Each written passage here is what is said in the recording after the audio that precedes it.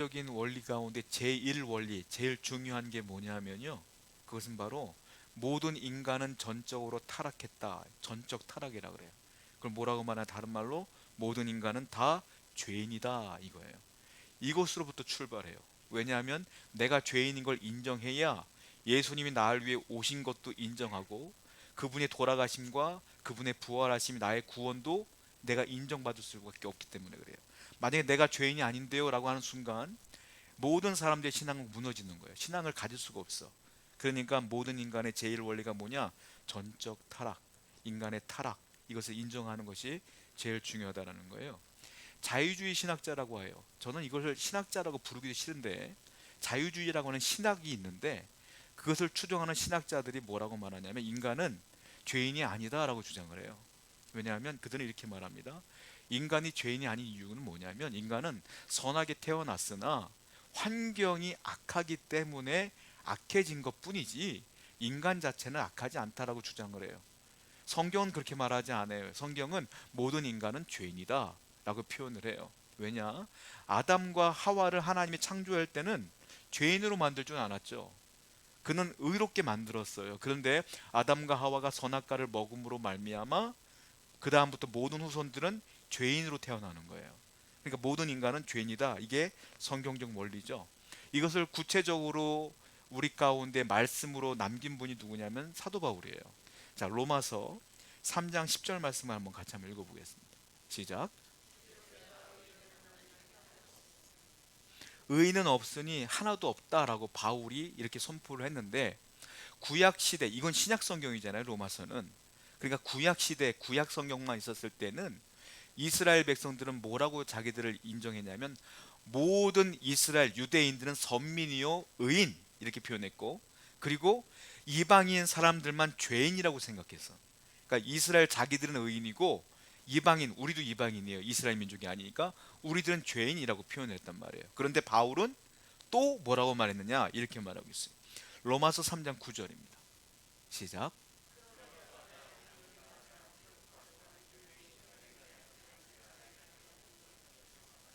유대인이나 헬라인, 다른 말로 이방인, 유대인이나 헬라인이나 다 죄인이다라고 바울은 또 얘기하고 있다는 거예요.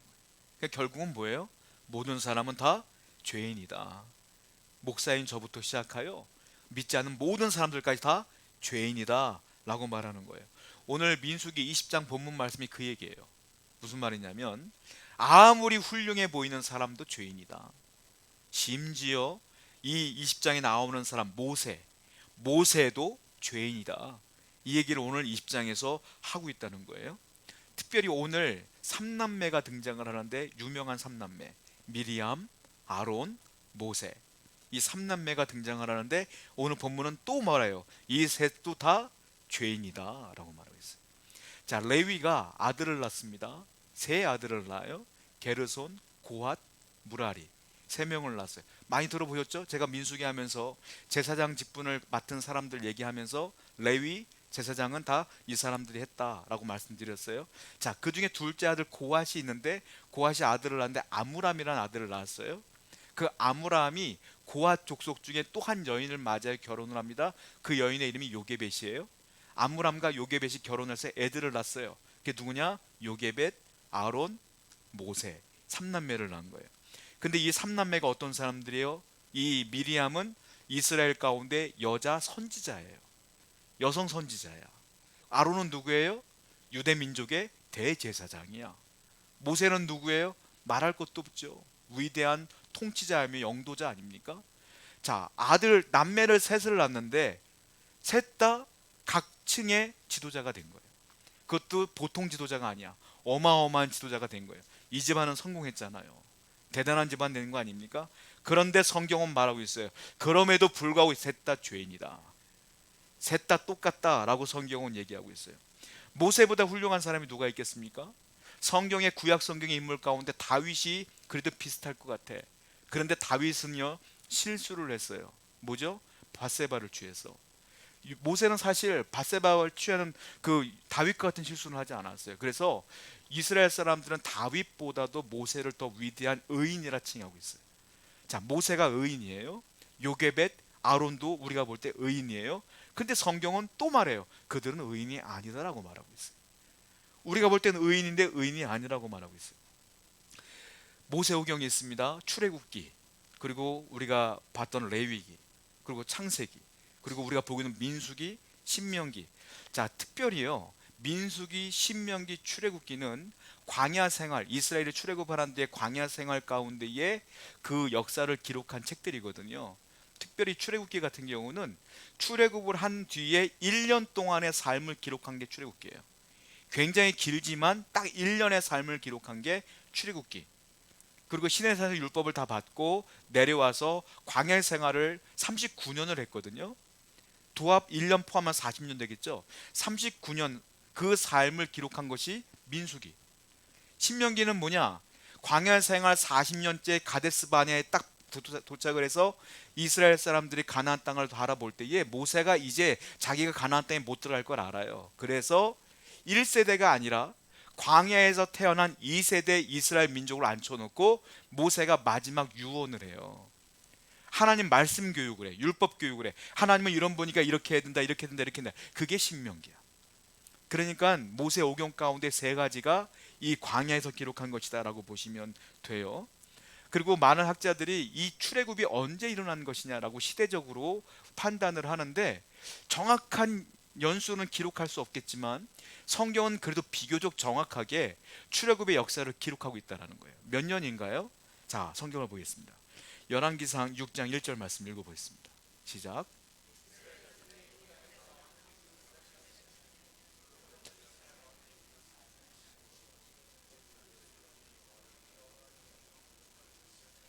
다윗이 왕이 됐을 때가 언제냐면 BC 1010년이에요. 다윗이 왕이 된 지가 BC 1010년인데, 그리고 솔로몬이 왕이 된 지가 언제냐면 다윗이 40년 동안 왕으로 있다가 죽거든요. 그러니까 거기다 40년을 또 더하면 어떻게 되냐면 BC 970년이 돼요. 그러니까 솔로몬이 BC 970년에 왕이 돼요. 근데 오늘 지금 읽은 말씀, 열왕기상 말씀이 뭐라고 했습니까? 솔로몬이 왕이 된 지 4년째 되는 해에, 그리고 출애굽은 480년째 되는 해다 이렇게 말하고 있거든요. 그러니까 970년, BC 970년에 솔로몬이 왕이 됐고 4년이 지난 때니까 이때가 966년이란 말이에요. BC 966년이에요. 그런데 그때 480을 더하면 몇 년이 나오냐면 BC 1446년이 나와. 그러니까 출애굽은 언제냐? BC 1446년. 이게 가장 정확한 날짜다라고 보시면 돼요. 그런데 광야 생활 몇 년 했죠? 40년 했죠. 여기 40을 빼야 돼. BC 1446년에서 40을 빼면 1406년이 되는 거예요. 그러니까 오늘 이 본문, 즉 이 민수기 오늘 본문 20장은 언제냐면 이제 출애굽을 한 뒤에 광야 생활 40년이 다 끝나고 이제 가데스 바네아에 도착을 해서 하나님께서 모세에게 주신 말씀이거든요. 이제 광야 생활이 끝난 거야. 그러니까 이때가 언제냐? BC 1406년에 이 민수기 20장이 기록된 것이다 라고 학자들은 추정을 하고 거의 정확하다라고 보시면 된다라는 거예요. 근데 여기서 이 본문에서 네 가지 사건이 나와요. 어떤 사건이냐? 비극적인 사건인데 1절을 보게 되면 누가 죽냐? 미리암이 여기서 죽어요. 가데스 바네아에서. 두 번째는 어떤 사건이 있냐면 모세와 아론이 이 장면에서 하나님께 불순종해요. 그리고 세 번째는 뭐냐면 아까 우리가 읽은 본문에 에돔 왕이 이스라엘 백성들을 자기 땅으로 못 지나가게 해요. 돌아가게끔 만들어. 그 사건이 나와요. 그리고 네 번째는 뭐냐면 아론이 이 가데스 바네아에서 죽습니다. 그러니까 네 가지 비극적인 사건이 등장을 하게 되는데, 첫 번째 이 미리암이 죽는 사건을 먼저 볼게요. 민수기 20장 1절 말씀입니다. 시작.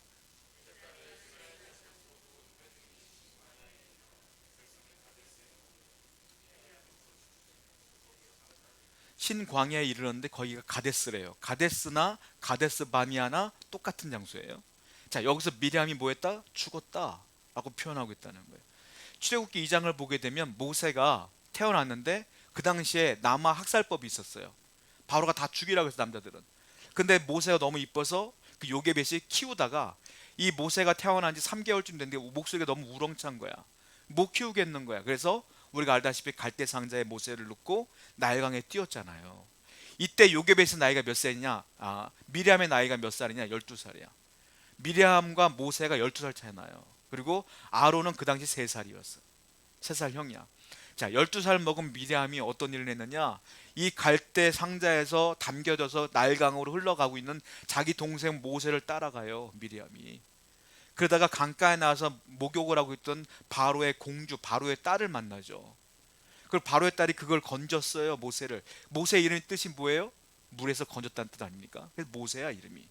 자, 그것을 보고 12살 먹은 이 미리암이 공주님께 달려가서, 공주님, 유모가 있는데 유모 소개해 줄까요? 자기 엄마 요셉에서 소개해 주는 장면이 나오지 않습니까? 여러분 생각해 봐요. 이 당시에는 바로의 공주고, 이 미리암은 노예 민족의 12살 먹은 소녀야. 근데 이 12살 먹은 소녀가 그 당시 공주님 앞에 나가서 이런 말을 할 수 있겠어요? 미리암이 대단한 여자야.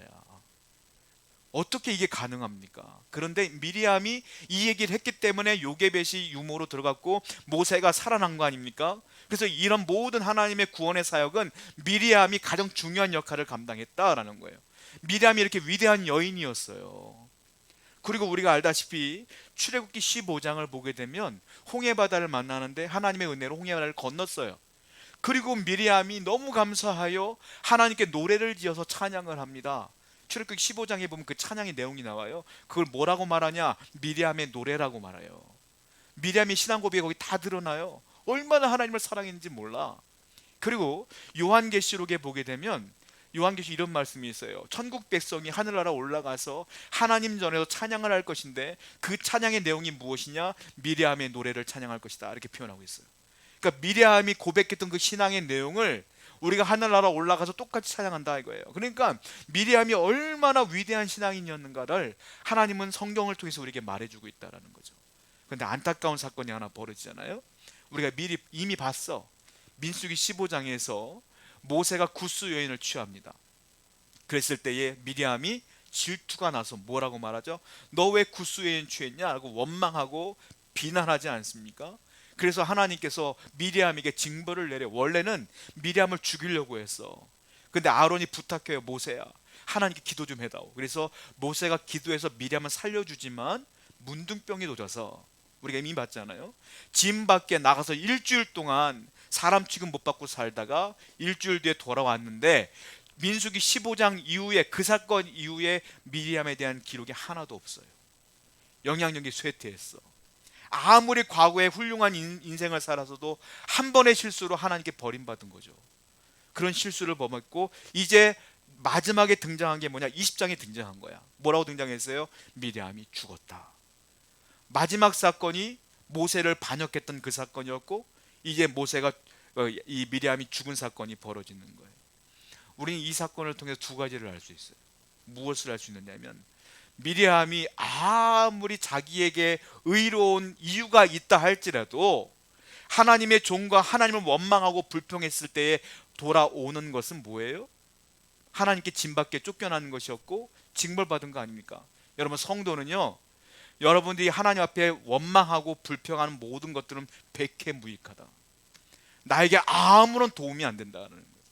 하나님께 버림받을 수밖에 없는 거예요. 여러분, 그러므로 인생을 살아가는데 힘들거나 어렵거나 내 인생 내 맘대로 안 풀린다고 해도 절대로 하나님 원망하시면 안 돼. 원망은 아무거 나에게 유익을 주지 않아. 두 번째 뭘 할 수 있느냐면, 그렇게 위대했던 미리암도 결국은 죄인이었구나. 사람 다 죄인이구나 라는 걸 깨닫게 된다. 그러니까 여러분들, 어떤 목사님이 훌륭해 보이더라, 어떤 설교가가 훌륭해 보이더라, 어떤 분 기도받으면 낫는 데더라 쫓아가자 하지 마세요. 그 사람도 죄인이요, 나도 죄인이요. 하나님이 그 사람에게만 역사하나요? 여러분도 하나님을 사랑하는 마음으로 기도하면 여러분에게도 역사하는 거예요. 사람 의지하지 말자. 다 똑같다. 누구를 의지해야 될까요? 하나님만을 의지하면 하나님께서 여러분에게 똑같은 은혜를 주실 줄로 믿습니다. 이것이 우리에게 주시는 첫 번째 교훈이다. 두 번째 사건이 벌어지는데 2절부터 13절까지예요. 모세와 아론이 불순종합니다. 자, 민수기 13장부터 14장은 출애굽을 한 지 2년째 되었을 때 도착한 곳이 어디였냐? 우리가 가데스바네라는 말을 제가 이미 설명했기 때문에 알 거예요. 가데스바네에 한 번 먼저 도착을 했어. 언제? 출애굽한 지 2년째 되는 해에 도착을 했어요. 이제 넘어가면 돼. 넘어가 직전에 뭐 했어요? 정탐꾼 12명을 보냈잖아요. 기억하십니까? 12명을 보냈어. 그런데 우리가 알다시피 갈렙과 여호수아만 빼고 10명이 전부 다 하나님을 원망했어. 그때 하나님께서 다 죽여버리고 어떻게 했어요? 돌아라 해서 다시 돈 거야. 그리고 시간이 흘려 38년이 흘러서 도착한 거에 다시 원위치. 거의 40년이 흘러서 다시 도착한 것이 가데스 바네아야. 이미 40년 전에 사실 도착해서 넘어가면 되는데 하나님께 원망했더니 또 돌려서 40년 만에 다시 도착한 것이 가데스 바네아인 거야. 오늘 본문이 거기 도착한 사건이 벌어진 거예요. 여러분, 저는 이 말씀을 보면서 뭘 생각했냐면 사람은 40년이 흘러도 똑같구나, 원위치구나. 어쩜 변하지 않을까. 저는 목회하면서 젊을 때, 전도사할 때, 젊은 학생들 담당할 때 특별히 얘가 변하면 하나님 훌륭한 사람이 될 거라는 기대감을 갖고 얼마나 열심히 걔들을 위해서 기도하고, 한 명이 나와도 저는 막 설교를 1시간씩 하고 막 그랬어요. 옛날에 집회를 다 3시간씩 땀 흘려가면서 하고. 근데요, 제가 깨달은 게 있어요. 안 변해. 사람 안 변해. 안 변하더라고. 근데 나중에 종종 들려오는 소리가 있어요. 나중에 변하고 전화가 종종 와요. 전도사님이 그때 얼마나 힘들었는지 압니다. 그건 내가 변한 게 아니야. 내가 변화시킨 게 아니야. 누가 변화시킨 거예요? 하나님이 나중에 변화시킨 거지. 내가 아무리 애써도 안 변하더라고. 이스라엘 사람들 40년이 흘려도 안 변해. 똑같구나. 왜? 죄인들은 그래요. 죄인들은 안 변해. 죽을 때까지 안 변해. 이것이 오늘 본문의 내용이에요. 자, 그런데 가데스 바냐에 한번 도착했다가 12명의 정탐꾼 사건이 벌어지고 또 37년 정도가 흐른 뒤에 또 도착을 했는데 또 문제가 생겼어요. 자, 성경을 볼까요? 민수기 20장 22절부터 5절까지예요. 시작.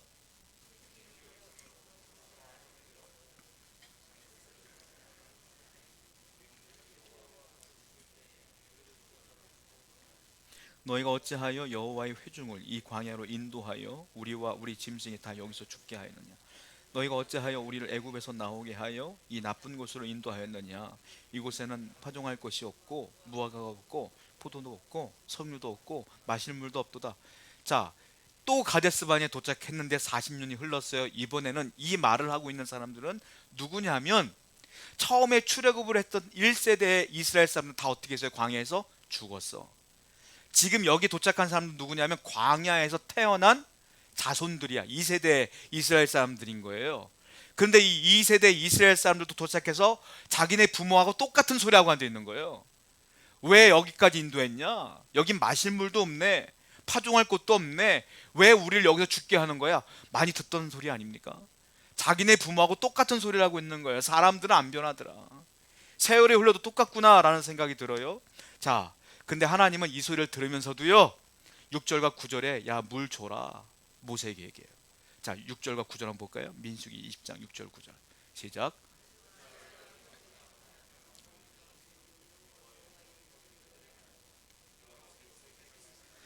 지팡이를 가지고 네 형 아론과 함께 회중을 모으고 그들의 목전에서 너희는 반석에게 명령하여 물을 내라 하라. 네가 그 반석에 물을 내게 하여 회중과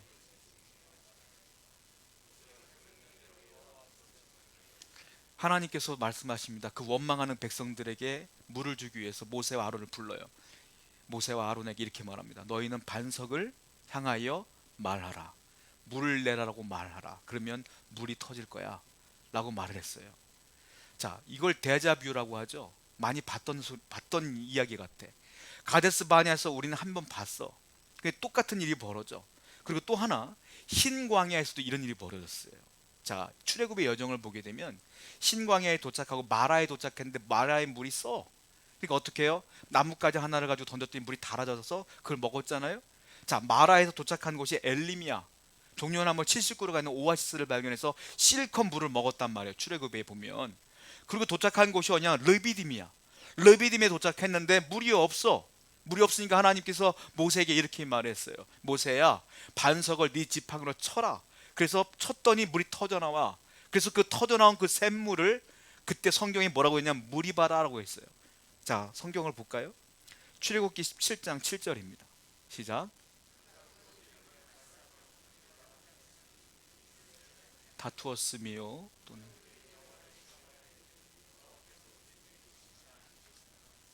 그 반석에 터져 있는 그 샘물을 무리바라고 했어요. 무리바의 뜻이 뭐냐면 여호와와, 즉 하나님과 다투었다는 뜻이에요. 이스라엘 사람들이 원망했다 이거예요, 하나님께. 그래서 하나님은 무리바라고 해라 했어요. 그런데 오늘 지금 또 원망하는 거 아니에요? 물 달라고. 자, 어떻게 합니까? 민수기 20장 13절 읽어볼게요. 시작.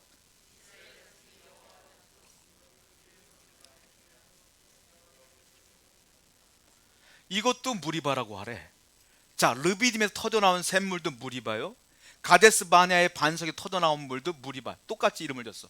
똑같이 뭐예요? 여호와와 다투었다. 뭐예요? 1세대 부모나 2세대 자녀들이나 똑같이 하나님 앞에 원망하고 있는 거 똑같은 모습이야. 유사한 모습이 또 등장하더라. 사람은 안 변하는구나. 결론은 뭐예요? 그러니까 사람은 죄인이구나. 어쩔 수 없구나. 세월이 흘러도, 과학이 발전해도, 인생이 살기 좋아져도 똑같은 죄인이구나 라는 얘기들을 계속하고 있다는 거예요. 사람들은 착각을 하는 것 중에 하나가 교육을 잘 받으면 변할 줄 알아. 공부를 많이 하거나 책을 많이 읽거나 훌륭한 분과 대화를 하거나 도를 닦거나 그러면 내가 인생의 수양을 많이 하면 내가 변화될 줄 알아. 절대 그러지 않아요. 사람의 속에 잠재되는 죄성이 있기 때문에 지금 당장 저 사람 변한 것 같은데 할지만 어느 순간 또 터져 나오는 게 인간의 본성이거든요. 안 변해. 그러면 영원히 사람이 안 변하느냐? 변해요. 어떻게 변하느냐? 사람으로는 불가능하지만 하나님의 성령으로는 가능하다. 그러니까 누가 변화시키는 거예요? 하나님의 영이 사람을 변화시키는 것이다 라는 거예요.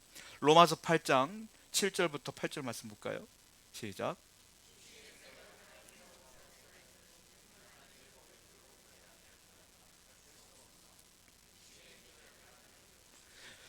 육신의 생각은 하나님과 원수가 되는데 하나님의 법에 굴복하지 않는다. 다른 말로 말씀대로 안 산다 이거예요.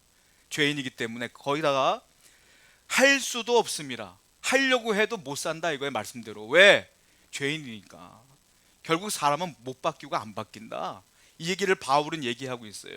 그런데 하나님께서 놀라운 은혜를 주셨는데 성령으로는 가능하다라는 거예요. 성령이 내 안에 들어오시면 하나님의 은혜로 변화된다라는 거예요. 어떤 분은 그렇게 얘기를 해요. 성령님이 매일매일 내 삶에 오셔야 된다고 얘기하시는 분들이 있어. 그건 잘못된 거예요. 성령은 매일매일 여러분들에게 오시는 게 아니야. 성령은 이미 여러분 안에 오셨어요. 매일 오시는 게 아니라 이미 계셔. 그러니까 매일 성령님 오세요. 이 기도는 잘못된 거예요. 자, 왜냐하면 성령님이 내 안에 내주해야만 예수님을 믿어요. 로마서에 써 있잖아요. 육신의 사람은 절대적으로 말씀을 따를 수도 없고 믿을 수도 없다고 그랬잖아. 그러니까 성령이 내 안에 있어야 믿음이 생겨. 그리고 여러분 예배하고 있지 않습니까? 여러분들 스스로 자신이 없는 분들도 있어요. 내가 죄인인데, 나 죄를 많이 졌는데, 일주일 동안 죄를 졌는데 어떡하지? 근데 예배당에 나왔어. 여러분, 육신의 사람은 예배당에 올 수가 없어요. 내 안에 성령이 계셔야 예배자가 될 수 있어. 그러니까 여러분 안에 이미 성령이 계시다. 누가 기도할 수 있어요? 성령님이 계셔야 내가 문제를 만날 때 기도할 수가 있어. 누가 찬양할 수 있어요? 성령님이 계셔야 찬양할 수 있어. 그러니까 저와 여러분들에게는 이미 성령님이 계시다. 오셨다 나갔다가 아니라 이미 계셔. 언제까지 계실까요? 천국 갈 때까지 계시는 거예요. 그러니까 이미 성령님이 계시는 거야. 내가 어떤 집회에 가서 뜨겁게 목청 터져라 기도할 때만 오시는 게 아니라 이미 계시다. 여러분들이 예배하고 있는 것 자체가 성령님이 계시는 거야. 이걸 뭐라고 말하냐? 중생, 거듭남. 여러분들이 거듭남, 구원 못 받았다, 구원 받았냐 못 받았냐 이거 헷갈릴 때가 많아요. 많은 분들이 그렇게 생각해. 내가 구원 받은 것 같지가 않습니다. 그런 질문들을 굉장히 많이 받았어요. 여러분, 구원 받은 증거가 뭐예요? 증거를 낼 수 있어요? 없어. 많은 사람들 그래요. 천국 가봐야 한다고. 왜 천국 가봐야 알아? 지금 알지. 어떻게 알 수 있을까요? 증거를 내볼 수 있어요? 못 내보내. 제가 지금 말씀드리는 게 증거야. 뭐예요? 내가 주일마다 예배 드리고 있어. 내가 문제를 만날 때 기도할 수 있어. 내가 기분이 좋으면 행복하면 찬양하고 있어. 내가 말씀을 묵상하고 있네. 여러분 구원 받은 거예요. 그게 거듭남의 증거예요. 그거는 거듭나지 못한 사람은 할 수 없는 문제예요. 그거는. 그러니까 저와 여러분들 구원에 대한 의심을 하지 말라 이거예요. 이미 여러분들 이미 성령님이 계시다. 이거 중생이요 거듭남이다 라고 말하는 거예요. 자, 성경은 이미 예언했어요. 어떻게 예언했냐면 사람을 변화시키는 건 성령이신데 성령이 오신 시대가 있어. 그걸 뭐라고 말하냐? 새 시대가 올 것이다. 지금 오늘날로 말하면 뭐라고 말하냐? 성령의 시대 이렇게 표현해요. 그리고 새 언약의 시대 이렇게 표현해요. 자, 에스겔서 말씀 볼게요. 에스겔 36장 26절부터 27절입니다. 시작.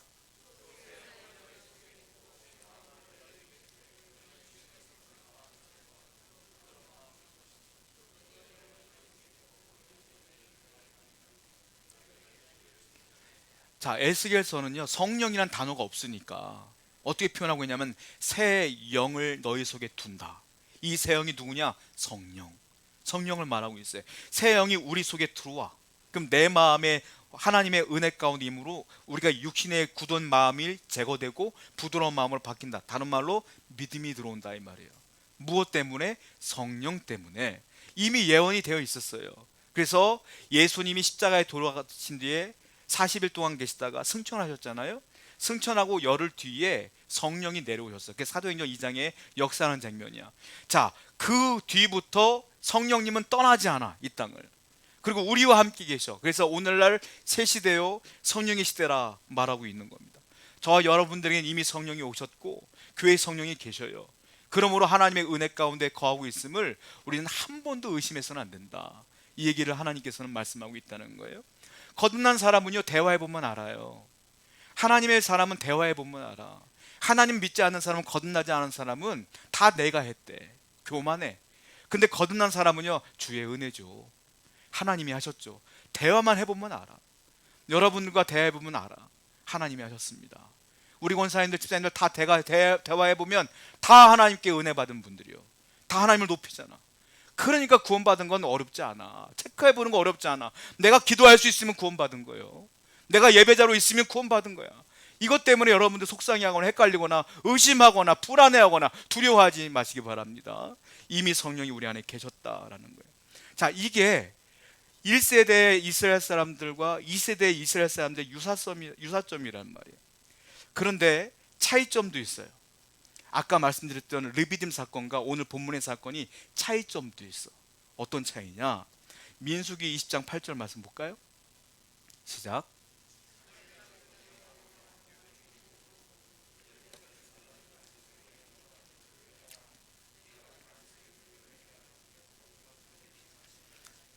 뭐가 차이점인 것 같습니까?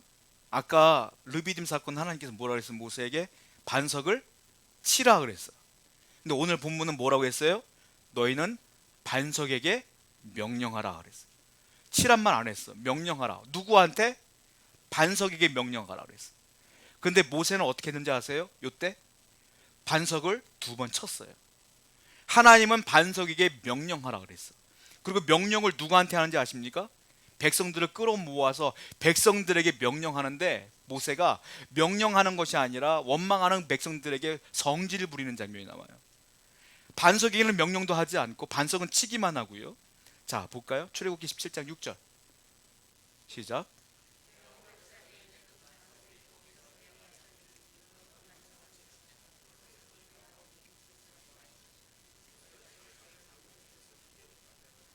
반석을 치라 그랬어 출애굽기는. 근데 민수기는 반석에게 말하래. 이게 무슨 의미냐? 여러분 구약 성경은요 다 의미가 있어요. 특별히 하나님이 명령하는 건 다 의미가 있는데 제가 누누이 설명하지만 구약 성경은 신약에 일어날 일들을 예표하는 걸 했어요. 반석은 누구를 예표하는 거냐면 예수님을 예표하는 거예요. 왜? 반석에서 뭐가 터져 나왔죠? 물이 터져 나왔어. 물을 뭐라고 말해요? 생명수, 생수. 예수님 뭐라 그랬어요? 내 안에서 생수가 흘러 넘치리라. 물 길러 온 여인에게 그렇게 말했지 않습니까? 이것은 반석은 예수님을 얘기하는 거야. 근데 예수님, 하나님께서 반석을 한번 치라 그랬어. 그럼 뭐냐? 예수님이 십자가에 달려 돌아가실 것을 예표하는 거예요. 그리고 2번째 민수기에서는 치란 말 안 했어. 반석에게 말하라 그랬어. 왜? 예수님이 몇 번 죽었어? 1번 죽었거든. 근데 모세는 그 말의 뜻을 모르니까, 하나님이 왜 이 말 하는지 모르니까 그냥 성질대로 반석을 2번 친 거야. 그래서 하나님께서 너 왜 내 아들 예수 2번 치냐? 똑같은 말이야. 하나님의 놀라운 의도를 모르는 거야. 모세가 왜 2번 쳤는지 아세요? 1번 반석을 쳤더니 물이 나왔거든. 그러니까 이번에도 반석 치면 될 줄 알고 반석을 2번 친 거야. 하나님의 명령은 잊어먹은 거야. 말하라는 말은 그냥 자기의 경험에 의해서 반석을 2번 치는데, 한 번 친 게 아니라 2번 친 이유가 뭐냐면 성질 부린 거예요. 성질 부린 거야. 내 경험만 의지하는 거야. 그리고 하나님 말씀을 완전히 망각해버린 거야. 여러분, 그래서 하나님 모세에게 그랬잖아요. 네가 나의 말에 불순종했기 때문에 가나안 땅 못 들어간다. 우리는 결과만 봐. 아니, 모세가 반석 2번 친 게 뭐가 문제야. 하지만 제가 이 설명드린 이유는 뭐냐면, 이 반석을 2번 친 행위는 굉장히 하나님께 불순종한 거기 때문에 그래요. 하나님 말씀 자체를 잊어먹은 거고요. 그리고 자기의 경험을 의지한 거야. 하나님 말씀대로 한 게 아니라. 그래서 모세가 가나안 땅에 못 들어가고 아론도 못 들어가는 거예요. 자, 성경을 볼까요? 민수기 20장 10절부터 11절 시작.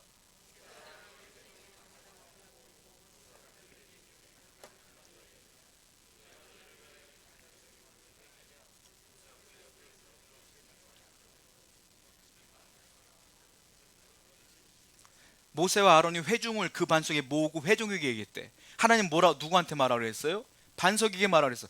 그러니까 하나님 말씀 하나도 안 지킨 거예요, 모세가. 왜? 분노가 나오니까. 자기들을 원망하는 것 때문에 화가 나니까 이성을 잃어버렸어. 말씀을 잊어먹은 거예요. 여러분, 분노가 이렇게 무서워요. 여러분 안에 분노가 올라오면 하나님 말씀을 잊어먹게 돼 있어. 그러니까 내 마음을 다스린 자가 지혜로운 자. 노하기를 더디하라. 성경에 써 있잖아요. 그러니까 분내지 말라. 하나님 말씀은 계속 말하고 있어요. 예전에 2017년도 프랑스 오픈 테니스 대회에 우리나라 정현 선수가 있어요. 정현 선수하고 일본 선수 니시코리 선수하고 게임을 하는데, 니시코리가 잘 하다가 3세트 졌어요. 우리 정현 선수한테. 그 4세트에서 지고 있어. 자기 뜻대로 안 풀리니까 이 일본 선수가 라켓을 땅바닥에 성질을 내면 던지더라고. 그게 화면이 잡힌 게 제 기억이 나요. 화가 나면, 성질이 나면 던져, 집어있는 거. 이 사람만이 아니야. 다 대부분 그래. 여러분 어때요? 정말 화가 나 미칠 정도면 막 집어 던지잖아. 드라마 같은데 보세요. 다 던지잖아. 안 던져본 적 있어요? 다 던져봤잖아요, 솔직히. 다 던져보고, 남자들 같은 경우는요, 그 벽을 때리는 사람도 있어, 주먹으로. 화가 나면. 분노하면 이성이 마비돼. 그러니까 모세도 지금 화가 나니까 이런 일이 벌어지는 거야. 성질 부린 거야. 하나님이 얼마나 감사한 줄 알아요? 그렇게 성질을 부려도, 그렇게 불순종해도, 그렇게 이스라엘 사람들이 원망해도 물은 주시더라. 이게 은혜예요. 하나님은 이렇게 자비로운 분이에요. 자, 민수기 20장 12절입니다 시작.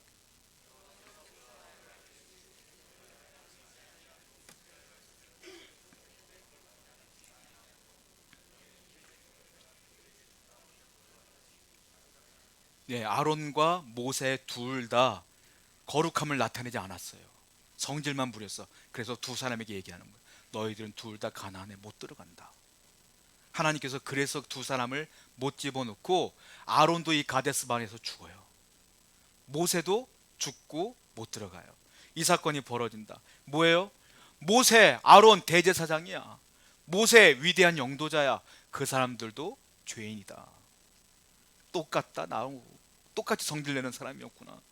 아무리 의인처럼 보여도 한순간 죄인이구나. 똑같구나 라는 생각이 들어요.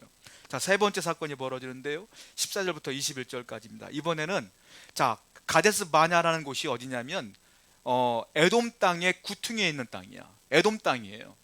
근데 이 에돔 땅에서, 가데스 바냐에서 가나안 땅으로 들어가려면 에돔 왕의 허락을 받아야 돼요. 다른 나라 땅이니까. 모세가 사신을 보냅니다. 우리 통과하게 해주시오. 여기 에돔이 어디면 요르단의 남부 페트라라고 하는 고대 도시가 있었는데 그 지역이에요. 자, 에돔 땅에 들어가 있어요. 자, 왜 그러냐면 에돔의 조상이 있어요. 에돔 민족의 조상이 누군지 아십니까? 에서예요. 에서의 동생이 누굽니까? 야곱이에요. 야곱의 후손들이 누구예요? 지금 이스라엘이에요. 왜? 야곱과 70가정이 그 요셉이 있었던 애굽으로 들어갔다가 번성하여 나온 거야 지금. 그러니까 이 사람들, 이스라엘의 조상은 야곱이요, 에돔의 조상은 에서야. 두 사람은 결국은 뭐예요? 형제 사이야. 그러니까 에돔과 이스라엘은 형제란 말이에요. 형제 민족이야. 그러니까 모세가 이렇게 얘기해요. 우리가 형제 사이니까 우리를 좀 통과하게 해주시오 라고 에돔 땅에게 부탁하는 거예요. 에돔 왕이. 우리는 물도 안 먹을 거 그냥 지나가게만 할게요 라고 말했더니 에돔 왕이 안 된다라고 말해요. 민수기 20장 19절입니다. 시작.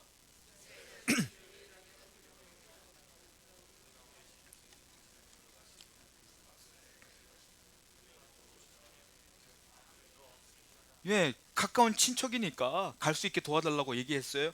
그런데 이 에돔 왕이 형답지 않은 행동을 합니다. 자, 볼까요? 민수기 20장 18절입니다. 시작.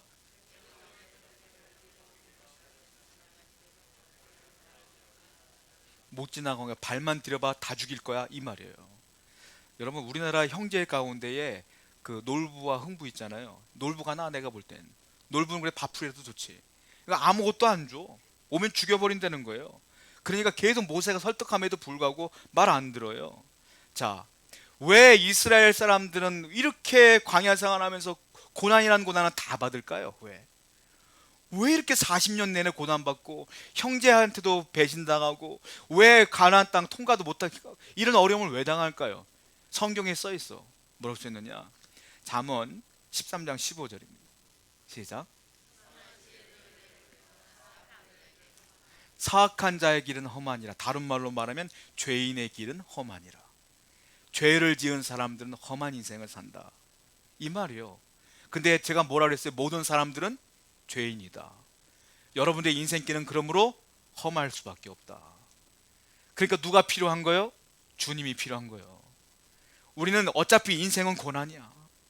우리 죄인이기 때문에 수월한 인생을 살 수가 없어. 그러니까 어려움을 당할 때마다 주님께 기도할 수밖에 없는 건 아니겠습니까?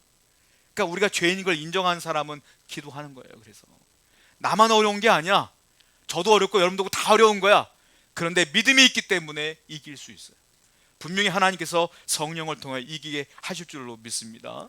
분명히 하나님의 은혜가 있다라는 거예요. 자, 그러면 이스라엘 사람들이 고통을 받아 에돔은 말짱했을까요? 에돔도 이스라엘에게 고통을 주는 민족 아닙니까? 형제인데도 에돔도 망해요. 에돔이라는 나라가 없어졌어 지금. 왜냐? 에돔에 대한 예언을 쓴 책이 있는데 그 성경이 오바댜서예요. 오바댜서를 보면 에돔 망할 것이라는 예언이 쫙 나와. 볼까요? 오바댜 1장 10절입니다. 시작.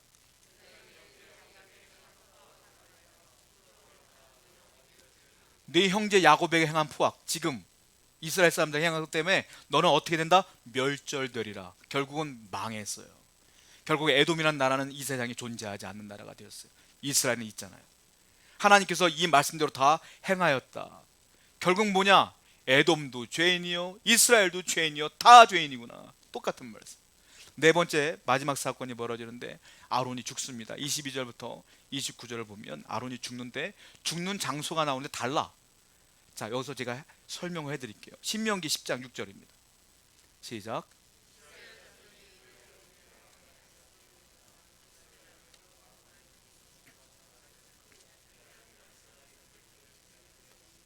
아론이 어디서 죽었다고 했습니까? 모세라에 이르러 아론이 거기서 죽었다.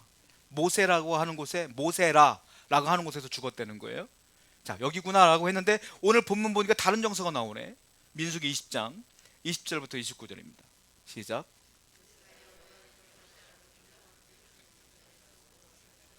모세가 아론의 옷을 벗겨 그의 아들 엘르아살에게 입히매 아론이 그 산 꼭대기에 죽으니 모세와 엘르아살이 산에서 내려오니 온 회중이 곧 이스라엘 온 족속이 아론이 죽은 것을 보고. 오늘 본문에서는 호르산에서 아론이 죽은 거예요. 앞에 신명기는 모세라라고 하는 곳에 죽었고 달라. 지명이 다른 게 아니라 똑같아요. 뭐냐면 호르산에 있는 봉우리들 중에 하나가 모세라야. 그러니까 호르산에 있는 모세라라고 하는 봉우리에서 아론이 죽었다라고 보시면 여러분들 이해가 되는 거예요. 자, 아론도 아까 말씀하신 것처럼 가나안 땅에 못 들어가고 죽습니다. 하나님의 징벌 때문에 죽어요. 민수기 20장 12절입니다. 시작.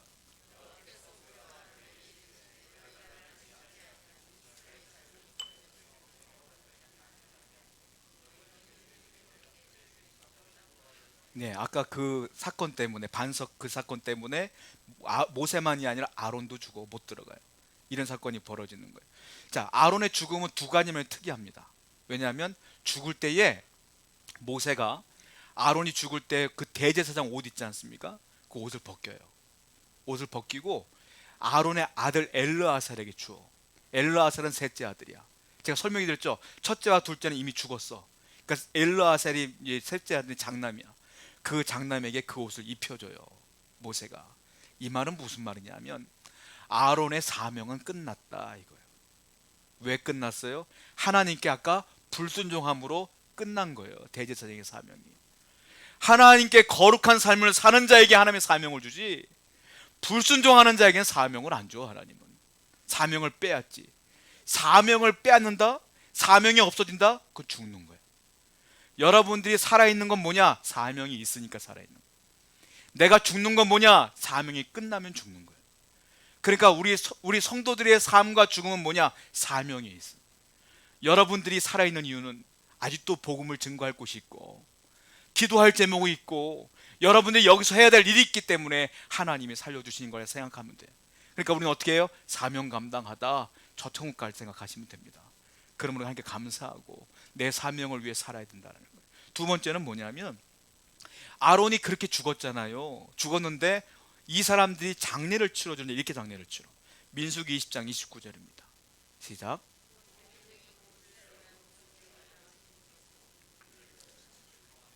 30일 동안 장례를 치러줘요. 울면서. 이건 뭐냐면 족장이 죽었을 때 치르는 장례예요. 족장이 누구냐? 아브라함, 이삭, 야곱이 족장이야. 이 사람들이 죽었을 때처럼 똑같이 아론에게 행해주는 거예요. 무슨 말이냐? 아브라함 지옥 갔을까요? 천국 갔을까요? 이삭은요? 야곱은요? 다 천국 갔지. 아론이 이와 같이 분명히 실수했음에도 불구하고, 사명이 끝났음에도 불구하고 아론은 천국 갔다라고 하나님께서 말씀하시는 거예요. 죄를 지었음에도 불구하고 천국 갔다. 죄인임에도 불구하고 천국 갔다. 왜? 아론은 예수님을 예표하는 존재예요. 아론을 통하여, 예수를 통하여 모든 죄인은 의의 옷을 입고 천국 간다라는 걸 예표하기 위해서 이렇게 말씀하시는 거예요. 저와 여러분들은 죄인이죠. 다 인정해. 그런데 천국 간다. 왜? 우리는 예수로 덧입었기 때문에 천국 간다라고 하시는 거예요. 로마서 3장 26절 말씀 읽어보겠습니다. 시작.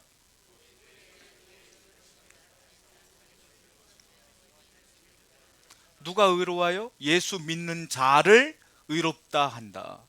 예수 믿는 자가 누구예요? 우리야. 우리가 의로운 거야. 여러분들을 착각하는 것 중에 하나가 뭐냐면, 우리가 사람들이 생각할 때 노력하고 열심히 사는 사람도 있어. 의인이 되려고 열심히 한다고 의인이 되는 게 아니에요. 의인이 되었기 때문에 내가 거룩게 사는 게 맞죠. 내가 의인이 되었기 때문에, 내가 의롭게 살았기 때문에 의인이 되는 게 아니야.